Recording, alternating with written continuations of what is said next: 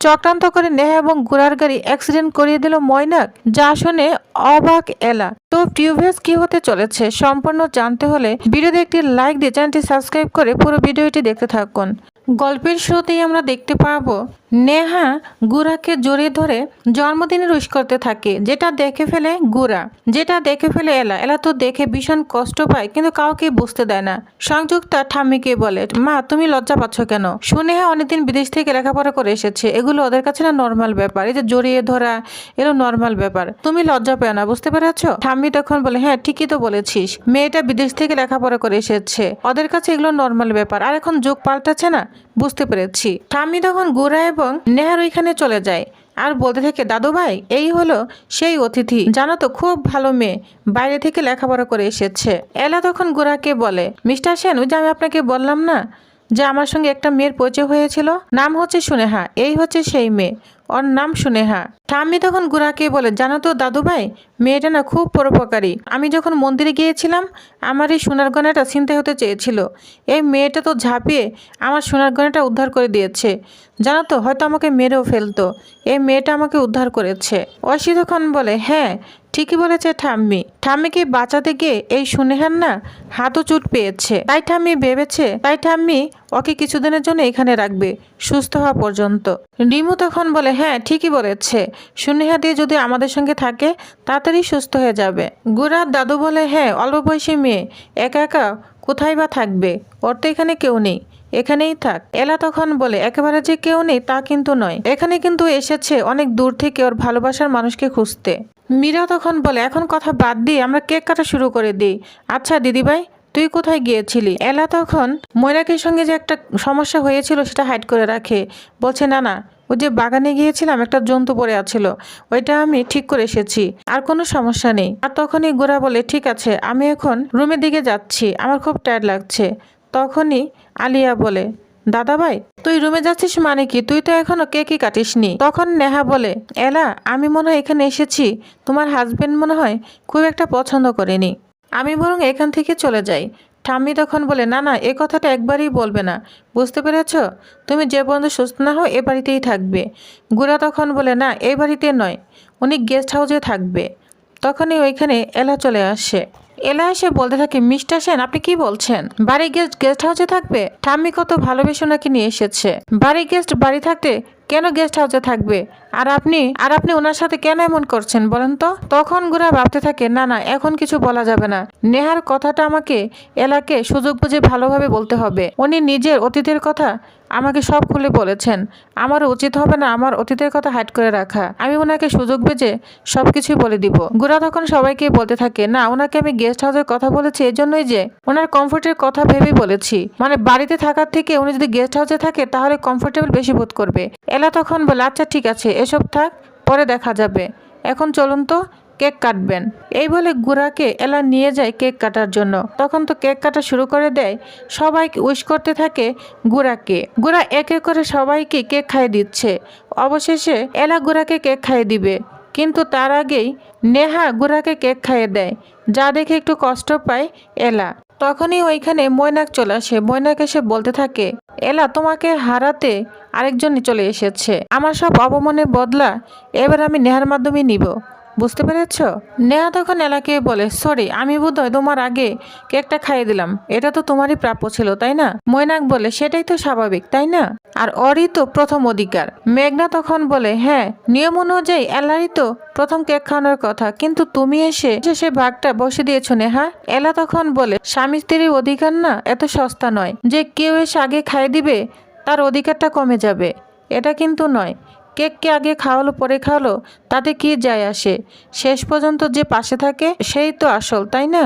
এই বলে এলা গুড়াকে কেক খাইয়ে দেয়। তখন অনেকটাই মনে মনে রাগান্বিত হতে থাকে নেহা। গুড়া কেক খেতে থাকে আর মনে মনে বলে, এলা আপনি বুঝতে পারছেন না আপনি ভুল মানুষকে বাড়িতে এনেছেন, নেহা এখানে আসার পিছনে অবশ্যই কোনো না কোনো ইন্টেনশন রয়েছে, এটা আমি বেশ বুঝতে পারছি, কিন্তু এলাকে এটা আমি কি করে বোঝাবো কিছুই তো বুঝতে পারছি না। তখন গোরা বলে, ঠিক আছে এখন আমি ঘরে যাই। মেঘনা বলে, দাদাভাই ঘরে যার জন্য ব্যস্ত হয়ে পড়ছিস কেন, এখানে তো আরেকটা পার্টি রয়েই গিয়েছে, বার্থডে পার্টি, নাচ গান হবে, এই বলে সবাই নাচ গান শুরু করে দেয়। নেহা এলাকে জানার জন্য বারবার গোরার সঙ্গে নাচ করতে থাকে। কাছাকাছি যেতে চায় নেহা, কিন্তু এলা সে মোড়টাকে ঘুরে দেওয়ার জন্য গোরার কাছে চলে যায়। গোরার সঙ্গে নাচতে থাকে। আর এদিকে গোরাও এলার সঙ্গে নাচতে কমফোর্টেবল বোধ করছে, কিন্তু যেটা সহ্য করতে পারছে না নেহা রাগান্বিত হয়ে জন্মদিনে গিফট বক্স আগুন জ্বালিয়ে দেয়। তখন নেহাই বলতে থাকে আগুন আগুন। সবাই তখন ওদিকেই চলে যায়। নেহা তখন বলে সরি, আমি দেখতে পাইনি, এটা বলে এখান থেকে চলে যায়। আর তখন এলা বলতে থাকে কি ব্যাপার, সুনেহা চলে গেল কোথায়? এদিকে গোরা বলতে থাকে নেহা এতদিন পর কেন দেশে ফিরেছে? জেনে বুঝেই বাড়িতে এসেছে কেন? নেহা ও কি করতে চাচ্ছে আমাকে না আজই জানতে হবে। এদিকে মৈনাক তো মনে মনে খুব খুশি হয়, বলে এভাবেই তো এলার গোরার মাঝে আগুনটা লাগাতেই চেয়েছিলাম, সেজন্যই তো নেহাকে এত দূর থেকে টেনে এনেছি। এবার যদি নেহাকে দিয়ে এলা রাতের ঘুম না উড়াতে পারছি না, তাহলে আমার নামও মৈনাক নয়। এটা বলে মনে মনে খুশি হতে থাকে মৈনাক। অন্যদিকে দেখা যায় এলা ঘুমিয়ে রয়েছে আর স্বপ্নের মাঝে মৈনাকের কথাগুলি তার ভেসে আসছে। তখন হঠাৎ করেই এলার ঘুমটা ভেঙে যায় আর খুব ভয় পেতে থাকে আর বলে আমি জানি ওই মৈনাক সানা মিথ্যা কথা বলেছে, তবু আমার মনটা কেমন যেন অস্থির লাগছে। এই বলে এলা এক গ্লাস পানি খায়। তারপর পিছন দিক থেকে তাকিয়ে দেখে মিস্টার সেন নেই। তখন অনেকটা অবাক হয়ে যায় এলা, বলছে মিস্টার সেন এত রাতে কোথায় গিয়েছেন? এই বলে মিস্টার সেনকে খুঁজতে থাকে এলা। তখন দেখে না বাথরুমেও যায়নি, তাহলে কোথায় গেল? তখন এটা বলে খুঁজতে থাকে মিস্টার সেনকে এলা। অন্যদিকে দেখা যায় মিস্টার সেন অলরেডি নেহার সঙ্গে দেখা করে কথা বলছে।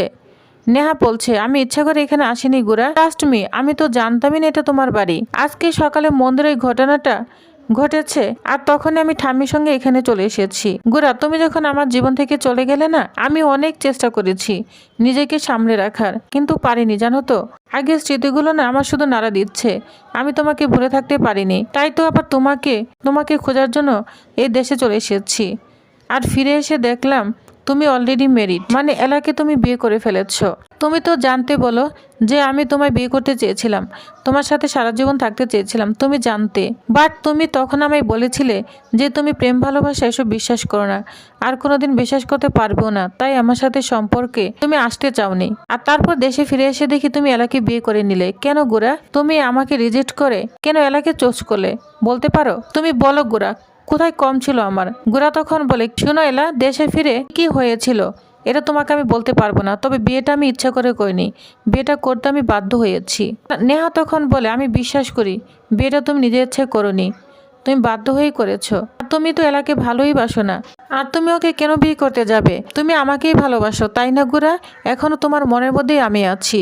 এটা গোরাকে ধরে বলতে থাকে নেহা। তখন তার হাতটা ছাড়িয়ে দেয়, যা দেখে অবাক হয়ে যায় নেহা। গোরা তখন এলার কথাই ভাবতে থাকে। নেহা তখন বলে কি হলো গোরা, কি ভাবছো? গোরা তখন বলে ঠিক আছে, আমি সময় বুঝে এলাকে সব বুঝিয়ে বলবো, তবে এখন নয়, তুমি আমাকে প্রমিস করো। নেহা তখন বলে হ্যাঁ প্রমিস আমি করতেই পারি, তবে তুমি কথা দাও তুমি আমাদের কথাগুলো কবে এলাকে বলবে। গোরা তখন বলে শোনো, আমি সুযোগ বুঝে বলবো, তবে আমি এখন বিবাহিত, তোমাকে বুঝতে হবে। নেহা তখন বলে বা এই তো বললে তুমি বিয়ে সম্পর্ক মানো না, এলাকাও বউ হিসেবে মানো না, তাহলে? গোরা তখন বলে হ্যাঁ মানি না। তো আর কোনো কথা বলতেই তখন ওইখানে চলে আসে এলা বলছে মিস্টার সেন এত রাতে আপনি এখানে কি করছেন? নেহা এবং গোরা এলাকে দেখে তো অনেকটা অবাক হয়ে যায়। এদিকে ময়নাক এলার কথাই ভাবছে, কারণ এলা তাকে চর মেরেছে, অনেক অপমান করেছে, এটা কথা ভাবছে আর খুব রাগান্বিত হচ্ছে। তখন এখানে আলিয়া চলে আসে, বলছে ময়নাক কি হয়েছে, তোমাকে এরকম কেন অস্বস্তি লাগছে? ময়নাক তখন বলে না না কিচ্ছু হয়নি। তখনই হঠাৎ করে আলিয়া দেখতে পায় ময়নাকের মুখে একটা দাগ রয়েছে, মনে হয় তোমার মুখে কেউ থাপ্পড় মেরেছে, এরকম কেন মনে হচ্ছে? তখন ময়নাক আলিয়াকে কিছু একটা বুঝিয়ে ওইখান থেকে চলে যায়। আলিয়া বলে ময়নাক মনে হয় আমাকে কিছু একটা হাইড করেছে, এর আগে তো শুনেছিলাম এলা বৌদির সঙ্গে কিছু একটা কথা বলছিল ময়নাক, কিছু একটা অবশ্যই হয়েছে, এরকম বলতে থাকে আলিয়া। এদিকে এলা গোরা এবং নেহাকে বলছে কি ব্যাপার নেহা, তুমি এত রাতে এখানে? নেহা তখন বলে এলা তোমার সঙ্গে আমার কিছু কথা ছিল। এলা তখন বলে হ্যাঁ বলো। নেহা কথা বলতে যাবে ওই মুহূর্তে গোরা বলে ওঠে আসলে ওনার ঘুম আসছিল না, উনি এখানে পাইচারি করছে আর আমি জল নিতে এসেছি, তাই ওনার সঙ্গে একটু কথা বলছি। এলা তখন বলে ঠিক আছে নেহা চলো আমি তোমার ঘরটা দেখিয়ে দেই। এই বলে এলা নেহাকে নিয়ে যায় তার ঘর দেখানোর জন্য। পরদিন সকালে আমরা দেখতে পাবো গোরা অফিসে যাবে কোনো জিনিসই খুঁজে পায় না, নিজ থেকে এলা সব বলে দিচ্ছে এক এক করে, যেটা নেহা দেখে খুব অবাক হয়ে যায়। এদিকে গোরা রেডি হয়ে নিচে চলে আসে আর নেহা বলে আমিও যাচ্ছি। এলা তখন বলে তুমি যাবে মানে, তুমি তো সকালে নাস্তাও করোনি এখনো। নেহা বলে ঠিক আছে আমি বাইরে কোথাও খেয়ে নিব, আমার একটা ইন্টারভিউ রয়েছে চাকরির জন্য, আমাকে এখানে বেরোতে হবে। এটা বলে নেহা আগেই বেরিয়ে পড়ে। ওই মুহূর্তে গোরা চলে আসে, গোরাকে এলা এগিয়ে দিতে যাবে। এখন গোরা বলে না না এলা আপনার যাওয়ার দরকার নেই, আমার ক্লায়েন্ট রয়েছে তো ওইখানে আপনার যাওয়া ঠিক হবে না, আমি যেতে পারবো।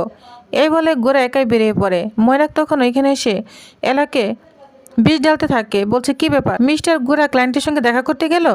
এটা তো ভুল ধারণা, এটা তোমাকে না মিথ্যা কথা বলে গিয়েছে, কোনো ক্লায়েন্ট নেই, বুঝতে পেরেছ? যা শুনে এলা খুব রাগান্বিত হয়ে যায় আর বলতে থাকে শুনুন মিস্টার সেনের বিরুদ্ধে আমাকে উস্কে কোনো লাভ নেই, আমি সারা জীবন ভালোবাসায় বিশ্বাস রেখেছি, আগামীতেও রাখবো, বুঝতে পেরেছেন? তা শুনে ময়নাক অবাক হয়ে যায়। এদিকে দেখা যায় এলা মিস্টার সেনের জন্য অপেক্ষায় আছে, অনেক বেলা হয়ে গিয়েছে এখনো মিস্টার সেন বাড়ি ফিরেনি। এলা বলতে থাকে কি ব্যাপার এখনো বাড়ি ফিরছে না কেন মিস্টার সেন? এদিকে ময়নাক প্ল্যান করছে কিভাবে নেহা এবং গোরার গাড়িটা অ্যাক্সিডেন্ট করা যায়, কাউকে ফোন করে বলে দিচ্ছে। ময়নাক তাকে বলছে এই রাস্তাতে একটু পরে গোরার গাড়ি আসবে, তো প্ল্যান করে তাকে সবকিছুই বলে দেয়। অন্যদিকে নেহা অন্যরকম বিহেভ শুরু করে দিয়েছে গোরার সঙ্গে, সে রাগান্বিত হয়ে গাড়ি থেকে নেমে দিতে চাচ্ছে। গোরা বলছে কি করছো নেহা? নেহাকে আটকাতে গিয়ে সামনে যে গাড়ি আসছে এটা গোরা দেখতে পায়নি, তো গোরা অ্যাক্সিডেন্ট করে ফেলে। তখনই এলাকে কেউ ফোন দিয়ে বলে যে গোরা সেন অ্যাক্সিডেন্ট করেছে, তার সঙ্গে তার স্ত্রীও রয়েছে, দুজনেই আহত। যা শুনে এলা পুরোই চমকে যায়। তো প্রিভিয়াস তাহলে নেক্সট আকর্ষণীয় পর্বে কি হতে চলেছে তো জানতে অবশ্যই আমার সাথেই থাকুন। ধন্যবাদ।